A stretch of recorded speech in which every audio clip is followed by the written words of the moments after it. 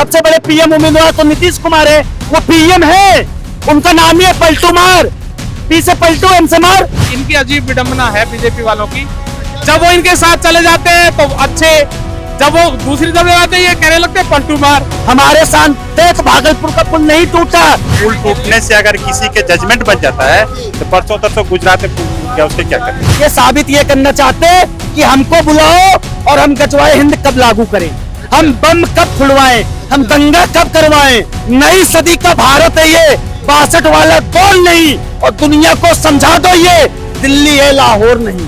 नमस्कार, स्वागत करते हैं आप सभी का खिचड़ी द न्यूज में। मैं आपके साथ आयुष। कांग्रेस के पूर्व अध्यक्ष राहुल गांधी जी आजकल अलग अलग रूप रंग, अलग अलग वेशभूषा में दिख रहे हैं। कभी आपको कूली बनते हुए दिख जाएंगे, कभी राजमिस्त्री बनते हुए दिख जाएंगे। आखिर ये 2024 चुनाव से पहले गिरगिट रंग बदलना क्यों शुरू कर चुका है, चलिए जानते हैं जनता से। भैया आपका नाम क्या है? मेरा नाम है रवि हिंदू। रवि जी, ये 2024 से चुनाव आया नहीं, रंग बदलना पहले शुरू हो गया है? क्योंकि भैया रंग नहीं बदलेंगे तो दुकान पे कौन आएगा सामान खरीदने, दुकानदार को तो रंग बदलना ही पड़ेगा ना अपना। तो राहुल गांधी रंग इसलिए बदल रहे हैं क्योंकि जनता ने उस लायक बनाया इन्हें। ये वही राहुल गांधी है ना जो हेलीकॉप्टर हवाई जहाज में बर्थडे मनाते थे, जहाज में सोते थे, जमीन पे तो उतरे ही नहीं थे ये कभी। ये तो पेरिस बाल कटाने जाते थे, जूता खरीदने लंदन इंग्लैंड में चाय पीने।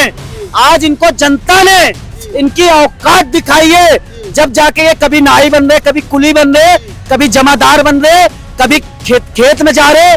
तो अब एक काम रह गया इन्हें करने को, अब शौचालय इन्हें साफ करके एक बार दिखाना चाहिए कि गलती हो गई, जनता हमें माफ करो। जब भी इन्हें माफ नहीं करेगी जनता, क्योंकि सुबह का भूला शाम को घर लौट गया तो उसे भूला नहीं कहते, लेकिन ये सुबह का भूला नहीं है, ये तो 70 साल का भूला है। और 70 साल का भूला अब घर लौट के आ गया तो भूला ही है। पलटू है? पलटू नहीं, ये अल्टू है, अल्टर है ये, अल्टर। अल्टर मतलब पता है ये क्या बोलेंगे क्या नहीं, ये कहते कुछ है करते कुछ है और होता कुछ और इनके साथ। ऐसा क्यों?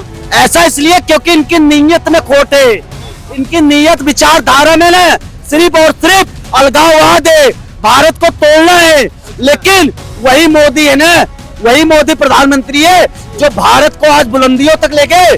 आज गांव गांव तक सड़कें हैं, गांव गांव तक बिजली है, गांव गांव तक महिलाओं को बैंकिंग सिस्टम से जोड़ दिया, शौचालय दे दिया, गैस सिलेंडर दे दिया, राशन दे दिया, किसानों को 6,000 रुपए सालाना दे दिया।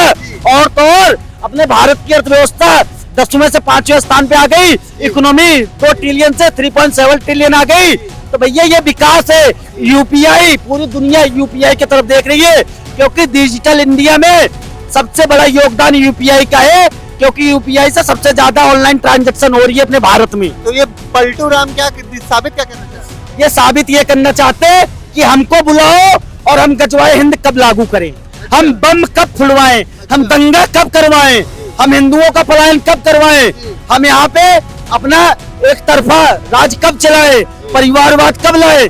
इसलिए ये जाके जनता से माफी मांग रहे, लेकिन जनता समझदार है, इन्हें कभी माफ नहीं करेगी। आप कहना चाहते हैं कांग्रेस ने आज तक अराजकता फैलाई है और ये हिंदुओं के लिए हमेशा गलत होता है? भैया अगर मैं गलत कह रहा हूँ, इन्होंने नारा दिया था ना हिंदी चीनी भाई भाई, पूरा तिब्बत गवा दिया, युद्ध भी हार गए।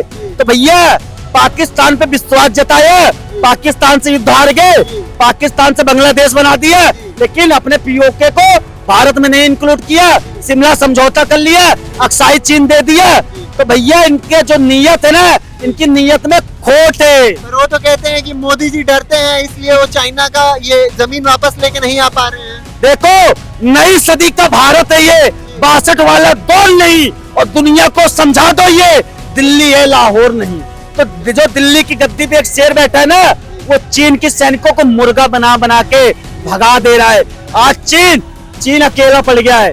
चीन आया क्यों नहीं G20 में? क्योंकि उसको शर्म थी कि कहीं मोदी हमें वहां पे मुर्गा न बना दे G20 में। इसलिए चीन का जो सी था ना, वो पहले उसको सी उसके माथे पे लिखा है। मोदी ने मुर्गा बना दिया, मुर्गा बना देता उसको यहीं पे मोदी, क्योंकि उसकी हरकतें जो है ना वो आतंकवाद को बढ़ावा देने की है सी जिनपिंग की। इसलिए ऐसे आतंकवादियों के सरगना को भारत में आने की कोई जरूरत भी नहीं है, ना हम इन्हें पूछते। हमारे भारत की इकोनॉमी आज ऐसे है कि हमारे देश में इन्वेस्टर आके इन्वेस्ट कर रहे हैं। अमेरिका ने $600 मिलियन इन्वेस्ट करने का प्रस्ताव रखा है। आज भारत की अर्थव्यवस्था देखो यार, इन्वेस्टर आ रहे, पहले ऐसे क्यों नहीं हुआ बताओ।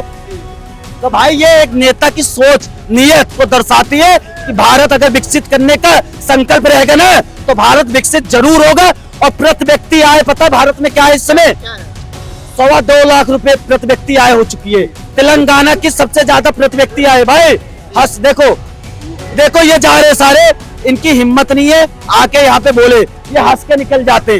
तो भारत की 2030 तक प्रति व्यक्ति आय 15 लाख रुपए हो जाएगी, ये एक सर्वे का खुलासा है। अच्छा, तो आपको क्या लग रहा है ये कांग्रेस का क्या फ्यूचर क्या होने वाला है भविष्य में? कांग्रेस जब 2024 के बाद कहेगी अरे तू हारा है, तू नहीं, मैं नहीं, तू नहीं, मैं हारा हूँ, ऐसे होगा। अरे ममता बनर्जी की वजह से मैं हार गया, मैं पीएम नहीं बना, वो बन गया, वो नहीं मैं बना, अरे करूँ तो क्या करूँ, अब कहाँ जाऊँ, क्या होगा मेरे साथ, ये यही करेंगे। ये इंडिया गठबंधन का पूरा हाल होने वाला है। बुरा हाल, एक दूसरे का बाल पकड़ के नोचेंगे, एक दूसरे को गाली देंगे, एक दूसरे को भ्रष्टाचार का आरोप लगाएंगे, फिर ये सब अलग हो जाएंगे। हाँ, इंडिया गठबंधन अलग हो जाएगी पूरी 2024 से पहले। नहीं, ऐसा कुछ नहीं है। ये तो बीजेपी वाले गुमराह करने की कोशिश करते हैं। इंडिया गठबंधन, इंडिया टीम चुनाव लड़ेगी मिलकर और बहुमत मिलेगा। बहुमत मिलने के बाद में इंडिया टीम का प्रधानमंत्री जो भी चुना जाएगा वो पूरे 5 साल का कार्यकाल होता है। 5 साल तक वो अच्छे से काम करेगा, देश को आगे बढ़ाएगा, देश के लिए काम करेगा। इंडिया टीम भी 28 पार्टियों का एक समूह है, जैसे एनडीए 38 पार्टियों का एक समूह है। एनडीए भी तो 38 पार्टियों का एक समूह है, ऐसे इंडिया टीम भी 28 पार्टियों का। एक मिनट सर जी, एक चीज, सबसे बड़ा पीएम उम्मीदवार कोई बनेगा ही नहीं गमंडिया में। सबसे बड़े पीएम उम्मीदवार तो नीतीश कुमार है, वो पीएम है, उनका नाम ही है पलटू मार, पी से पलटू एम से मार, तो वो तो पीएम ऑलरेडी है, तो पीएम डिक्लेयर क्यों करो? इनकी अजीब विडंबना है बीजेपी वालों की। जब वो इनके साथ चले जाते हैं तो अच्छे, जब वो दूसरी तरफ जाते हैं ये कहने लगते हैं पलटू मार।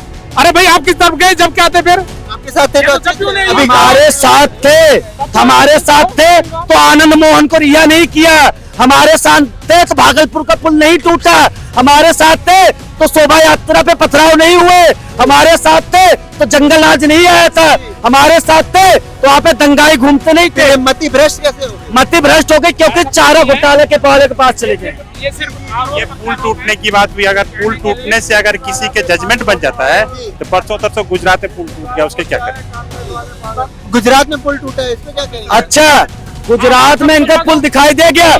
गुजरात में शोभा यात्रा, सुनो, देखो भ्रष्टाचार का सबसे बड़ा कोई पर्याय है तो वो लालू यादव परिवार है।